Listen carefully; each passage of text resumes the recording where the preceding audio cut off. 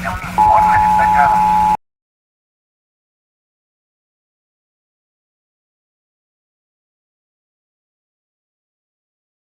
¿Te imaginas cuando llegue ese día? ¿Estás preparado? Mi nombre es Alejandro Juárez y te doy la más cordial bienvenida a un nuevo capítulo de Doctrina Bíblica Cristiana. Comenzamos.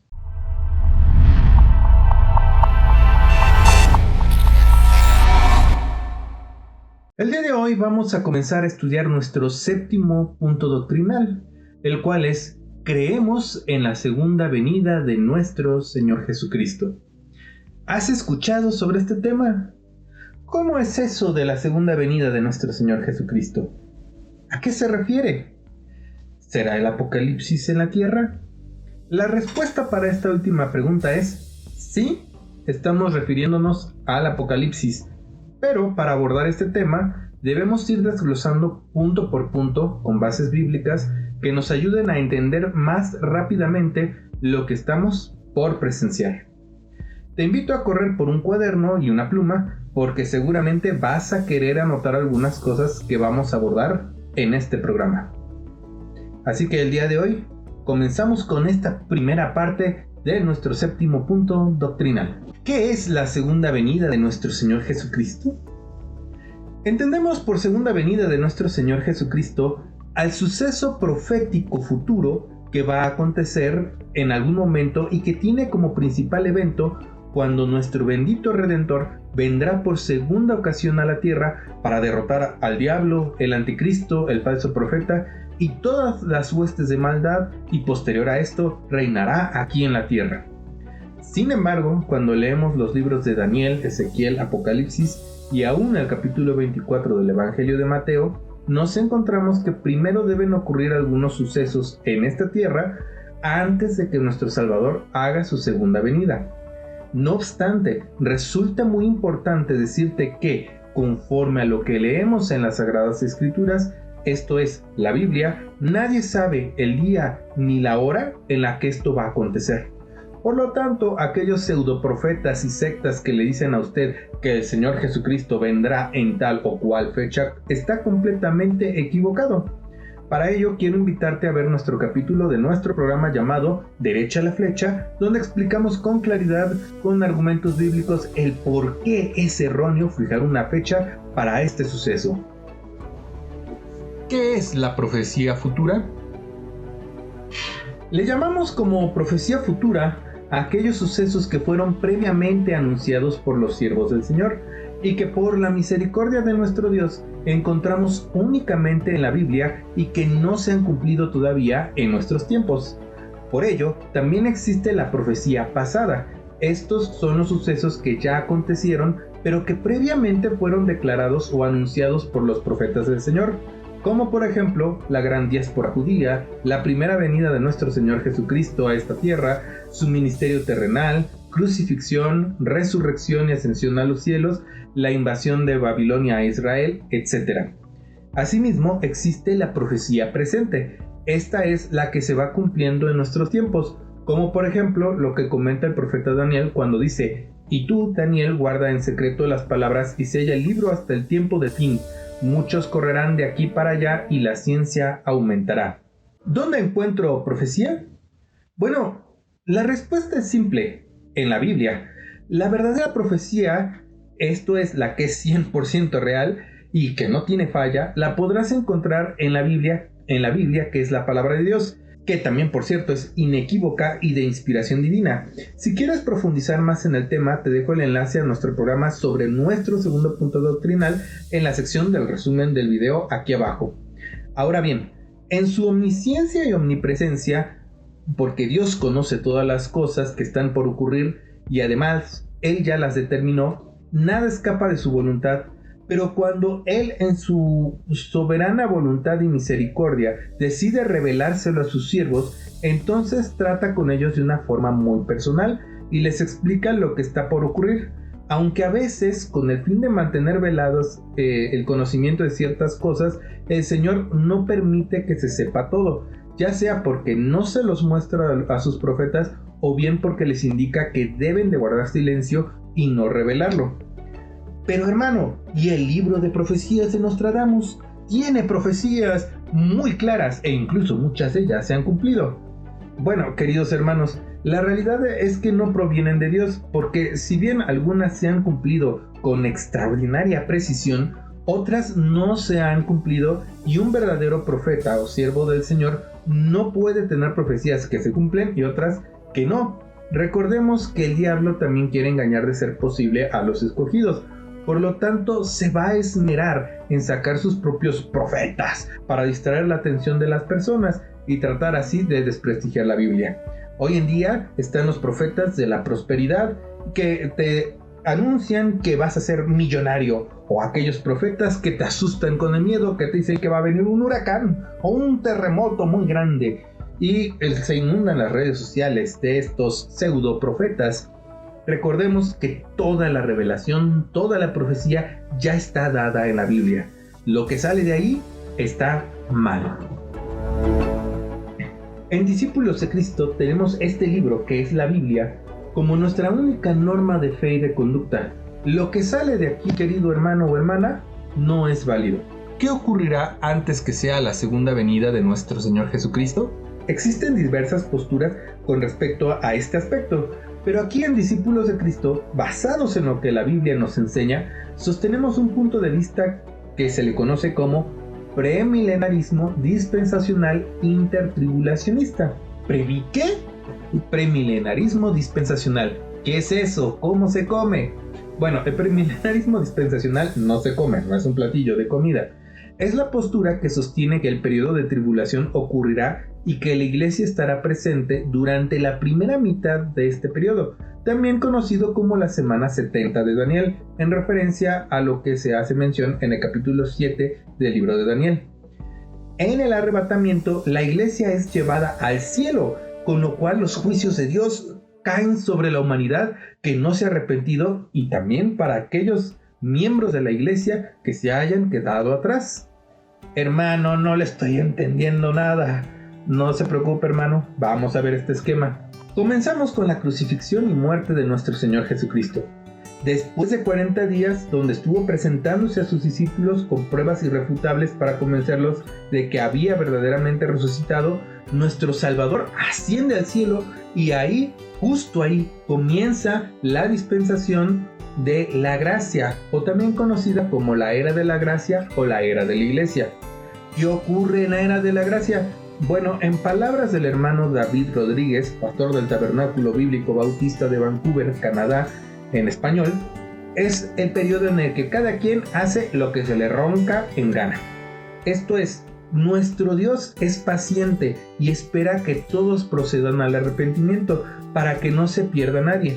Entonces, Dios realmente en este periodo no está emitiendo juicios contra la humanidad por toda la maldad que ha venido surgiendo y que todavía falta por ponerse peor. Segunda de Pedro 3:9 dice: el Señor no retarda su promesa, según algunos la tienen por tardanza, sino que es paciente para con nosotros, no queriendo que ninguno perezca, sino que todos procedan al arrepentimiento. ¿Qué significa esto? Fácil, la gran tribulación es un hecho que va a ocurrir. Los juicios de Dios son inminentes, esto es, van a tener lugar aquí en la tierra. Y así como a nosotros los cristianos nos encanta escuchar promesas de bendición para nuestra vida de parte de Dios, también están aquellas promesas que Dios hace que son muy fuertes y que no son tan agradables de escuchar porque tienen un juicio que va a ser nuestro Señor Jesucristo. Pretribulacionista e intertribulacionista. La postura pretribulacionista histórica sostiene que la iglesia no va a ver absolutamente nada de la gran tribulación, el cual es el periodo en el que los juicios de Dios caerán sobre la humanidad que no se ha arrepentido. Sin embargo, vemos en las escrituras que todo apunta a que el arrebatamiento será a la mitad de la semana 70. ¿Por qué? Bueno, vamos a abordar algunos pasajes bíblicos para entenderlo mejor. Cuando nuestro Señor Jesucristo comienza su ministerio terrenal y da lugar su crucifixión y muerte, ahí se termina la semana 69 profética que vemos descrita en Daniel. Una vez que el Señor Jesucristo asciende al cielo para sentarse a la diestra del Padre Celestial, comienza la era de la gracia, donde el Señor no está tratando directamente con el pueblo de Israel, sino que el Evangelio es extendido a todas las naciones, y se cumple lo que dice Pablo cuando cita el profeta Oseas en Romanos 9, 25 al 26, que dice, como también en Oseas dice, llamaré pueblo mío al que no era mi pueblo, y a la no amada, amada, y en el lugar donde se les dijo, vosotros no sois pueblo mío, allí serán llamados hijos del Dios viviente. Pero este periodo no será para siempre, sino que tendrá un final. ¿Cuándo? No lo sabemos, solamente que cuando ocurra, el Señor volverá a tratar directamente con el pueblo de Israel y al mismo tiempo ejecutará sus juicios sobre toda la humanidad. Durante este periodo, el Señor preparará al pueblo de Israel para cuando Él descienda corporalmente, para que puedan reconocerlo.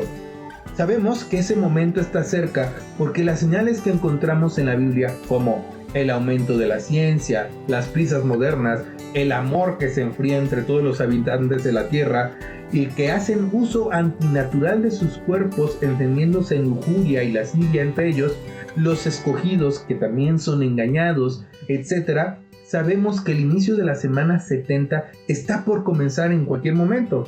No obstante, leemos en Mateo 24:36 que el Señor nos dice claramente, pero el día y la hora nadie sabe, ni aun los ángeles de los cielos, sino solo mi Padre. Posteriormente hace una comparación con los días de Noé, pero en este caso el Señor hace referencia a que, así como fue que Noé comenzó a construir el arca y avisó a la humanidad que vendría un diluvio que tendría grandes consecuencias y nadie le creyó, actualmente la verdadera iglesia espera y avisa sobre que ocurrirá estos juicios de parte de Dios a la humanidad, pero nadie cree.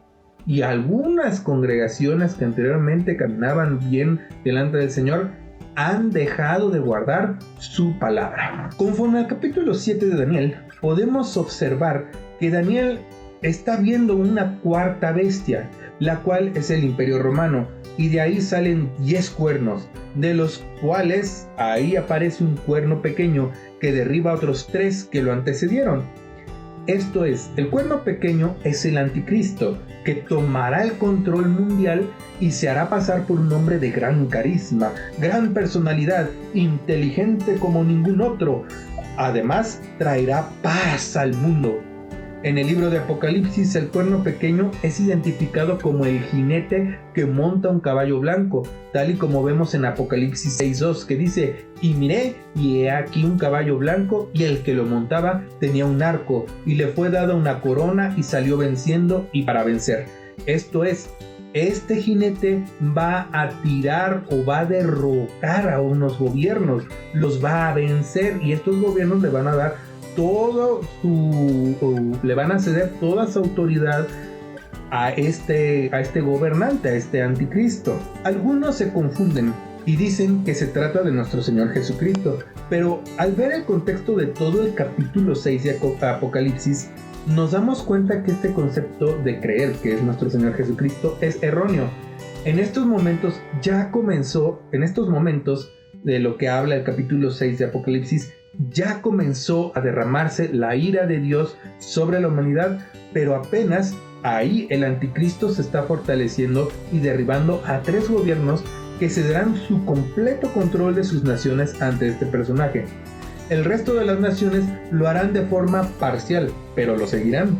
Volviendo al libro de Daniel capítulo 7, vemos cómo Daniel dice que estuvo mirando hasta que fueron puestos tronos y se sentó un anciano de días cuyo vestido era blanco como la nieve y el pelo de su cabeza como lana limpia, y su trono llama de fuego y las ruedas del mismo fuego ardiente. Fíjate bien, esto es, el anticristo o el cuerno pequeño ya había aparecido y estaba hablando grandes cosas contra Dios, y de pronto en la escena irrumpe un anciano de días, el cual en un primer momento solo aparece sentado en su trono de majestad, la cual coincide con el arrebatamiento en el que nuestro Señor Jesucristo estará en las nubes.